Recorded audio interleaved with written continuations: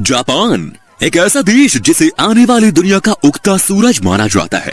इस बात में तो कोई दो राय नहीं कि टेक्नोलॉजी के मामले में जापान को कोई टक्कर नहीं दे सकता।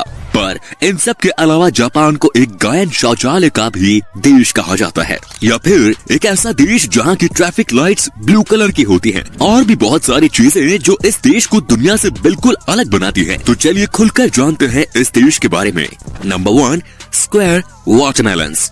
दोस्तों, तरबूज के इस आकार का आविष्कार पिछले 70s में एक ग्राफिक डिजाइनर की मदद से किया गया था, क्योंकि इस आकार में इन्हें फ्रिज में मजबूती से रखा जा सकता है और काफी आराम से काटा भी जा सकता है। जापान के किसान इन्हें एक स्पेशल कंटेनर में उगाते हैं, जैसे कि ये काफी महंगे और खूबसूरत होते हैं। लोग इन्हें खाने के तौर पर न खरीद के सजाने के तौर पर ज्यादा खरीदते हैं। Number 2, ramen noodles bath. Hakone में बसे इस यूनशान स्पा रिजोर्ट में सुअर के मांस का सूप और रामेन नूडल्स खिलाकर लोगों का दिल बड़े आराम से जीत लिया जाता है। जापान के काफी लोग इसके पीछे दीवाने हैं। उनका ये मानना है कि सुअर के मांस का सूप उनकी त्वचा के लिए बहुत लाभदायक है, क्योंकि उसमें भारी मात्रा में कोलेजन पाया जाता है। Number 3, bizarre flavour of KitKat. Chilli paper, wasabi, sweet potato, grill corn, soybean, salt watermelon, mango, green tea, ये सब बस कुछ किटकैट के छाटे गए फ्लेवर्स हैं जो जापान के लोग खाते हैं। इनमें से आप कौन सा खाना पसंद करेंगे कमेंट्स में जरूर बताएं। Number 4, fake food.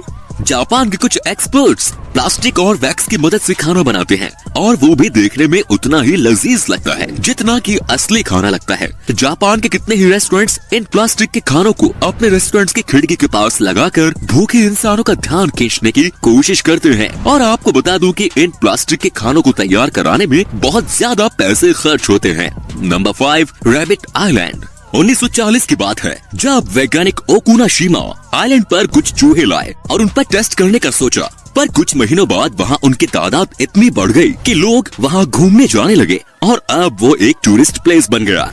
नंबर 6, पूरी कूड़ा मशीन्स। किसी बूथ में फोटो लेना कोई नई बात तो नहीं, पर जापान ने अपने अनुभव से उसमें एक नया मोड़ दे दिया। उनके फोटो बूथ को पूरी कूड़ा नाम से जाना जाता है, जो आपको वही उसी वक्त उन फोटोज को एडिट करने की अनुमति भी देता है, और आप उससे अपने फोटो में स्टिकर्स ऐड कर सकते हैं, कुछ लिख सकते हैं, और इन सब के बाद बड़े आसानी से उन फोटोज को अपने सेल फोन में भेज सकते हैं। Number 7, people pushers. Metro station हो या ट्रेन स्टेशन, जापान में काम के घंटों में वहाँ आपकी सोच से भी ज्यादा भीड़ रहती है, और इसी सब के चलते स्टेशन स्टाफ और पार्ट टाइम मेंबर को ये ड्यूटी रोज निभानी होती है कि ट्रेन में जितने पैसेंजर्स हो सके उतने भर सके, जब तक कि दरवाजे बंद न हो सके। Number 8, umbrella parking lot. आम देशों में हम किसी बिल्डिंग में जाने से पहले अपनी कार या बाइक को पार्क करके अंदर चले जाते हैं, पर जापान में अगर आपको किसी बिल्डिंग में जाना हो तो कार्स और बाइक्स को पार्क करने के साथ साथ अम्ब्रेला भी पार्क करना पड़ता है, और आपका अम्ब्रेला वहाँ से कोई नहीं ले जा सकता।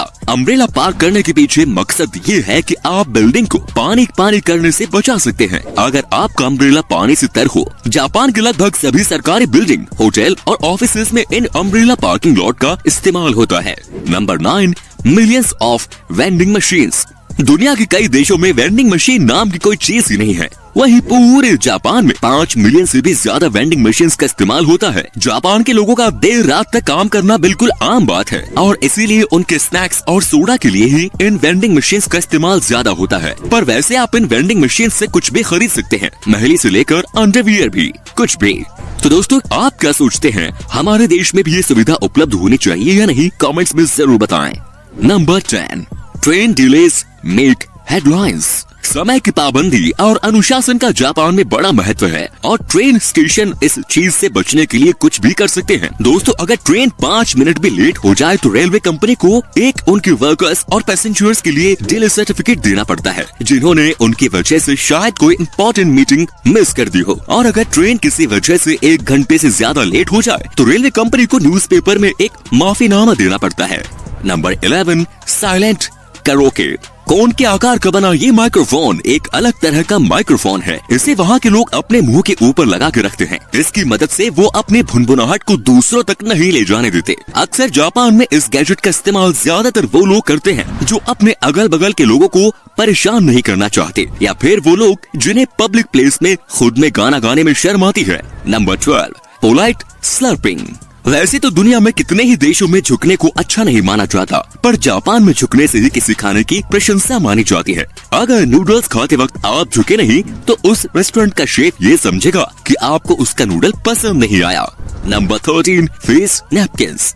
ये तो आप जानते ही होंगे कि जब कभी भी हम बर्गर खाते हैं तो हमारे मुंह पे केचप लग ही जाता है, चाहे हम कितना ही आराम से क्यों न खाएं। पर वहाँ के एक रेस्टोरेंट के मालिक ने इसका इलाज ढूंढ लिया है। वो रेस्टोरेंट में आने वाले मेहमानों का चेहरा एक अलग तरह की नैपकिन से कवर कर देते हैं, जिससे कि उनके बर्गर खाने से उनका चेहरा गंदा नहीं होता। पर हाँ दोस्तों, देखने में थोड़ा अजीब जरूर लगता है।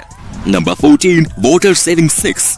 जापान में इन बेसिन्स को बिल्कुल टॉयलेट्स के बगल में लगाया जाता है, और ऐसा इसलिए क्योंकि टॉयलेट के तुरंत बाद पहले आप अपने हाथ धो लें और फिर वही पानी आप फ्लश के लिए इस्तेमाल कर सकें। तो इसी तरीके से आप एक ही पानी से 2 काम कर सकते हैं। नंबर 15, स्ट्रेंज मायो। दोस्तों, जापान में मेयो की कोई खास रेसिपी नहीं है। वहाँ पे लोग इसका इस्तेमाल सैंडविच, सलाद या मीट में नहीं करते, बल्कि वो इसका इस्तेमाल आइसक्रीम्स और पेन केक्स के ऊपर करते हैं। अजीब है पर सच है दोस्तों। Number 16, naps at work. Japan में अगर किसी इंसान को झपकी लेते हुए पाया गया तो उसको मेहनत से काम करने की निशानी माना जाता है, और इसीलिए वहाँ झपकी लेने को बिल्कुल गलत नहीं माना जाता। पर अगर हमारे देश में ऐसा कर दिया जाए तो उसे तो काम से निकाल देंगे, है कि नहीं दोस्तों। Number 17, world's shortest escalator. Kawasaki शहर के मोर्स डिपार्टमेंट स्टोर में आपको दुनिया का सबसे छोटा एस्केलेटर देखने को मिल जाएगा। इस एस्केलेटर में बस 5 सीढ़ियां हैं और सिर्फ 33 इंच लंबी। ये तो है जापान के लोग टेक्नोलॉजी का भरपूर इस्तेमाल करते हैं।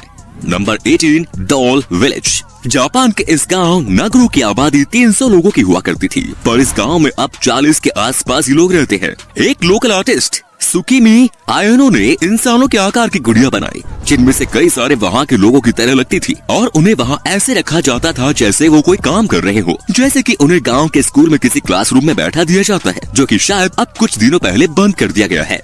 Number 19, number force. दोस्तों, जापान के कल्चर में ये बहुत आम है कि वहाँ के लोग 4 नंबर से बहुत बचते हैं, क्योंकि वो लोग इसे बहुत अशुभ समझते हैं, और इसीलिए जापान की बिल्डिंग्स 4 फ्लोर की नहीं होती, और वहाँ की दुकानों पर चम्मच के सेट भी नहीं बिकते। उन्हें 4 नंबर से इतनी नफरत है कि वो घर में 4 मेहमानों को भी नहीं आने देते। वो उसे कोई अशुभ काम की निशानी मानते हैं। Number 20, blue traffic light. Japan के सड़कों पर हरे कलर की लाइट की जगह नीले रंग की लाइट का इस्तेमाल होता है, और इसके पीछे का राज इनके नाम में ही छुपा है। इतिहास में ग्रीन और ब्लू को एक ही नाम ब्लू से जाना जाता था। जब जापान में पहली बार ट्रैफिक लाइट्स का इस्तेमाल किया गया था तो वो हरे कलर के ही लाइट्स का इस्तेमाल करते थे, पर जब उन्होंने सच जाना तो उन्होंने ग्रीन की जगह नीली लाइट्स का इस्तेमाल करने का इरादा बना लिया। Number 21, cleaning classes. जापान के सभी स्कूल में बच्चे अपने क्लासरूम को खुद ही साफ करते थे, क्योंकि वो इस काम को अपनी पढ़ाई का एक हिस्सा समझते थे, और यहाँ तक कि वहाँ के टीचर्स भी इसमें उनकी मदद करते थे। क्लासरूम के साथ साथ बाथरूम भी साफ करने की जिम्मेदारी भी स्कूल के बच्चों को ही दी जाती थी, क्योंकि वहाँ के टीचर्स का मानना है कि ये काम उन्हें रिस्पॉन्सिबल सिटीजन बनने में उनकी मदद करेगा। Number 22, footpath train. सुरोई टूरिस्ट ट्रेन जापान की एक ऐसी ट्रेन है जिसमें ऐसा नजारा देखने को मिलता है जो आप सोच भी नहीं सकते। इस ट्रेन में फुटपाथ की सुविधा भी पाई जाती है। खुशबूदार सरों के पेड़ की मदद से बनाए गए, और इसमें हल्के गर्म पानी का इस्तेमाल किया जाता है, जो कि पैसेंजर्स को काफी आराम देता है।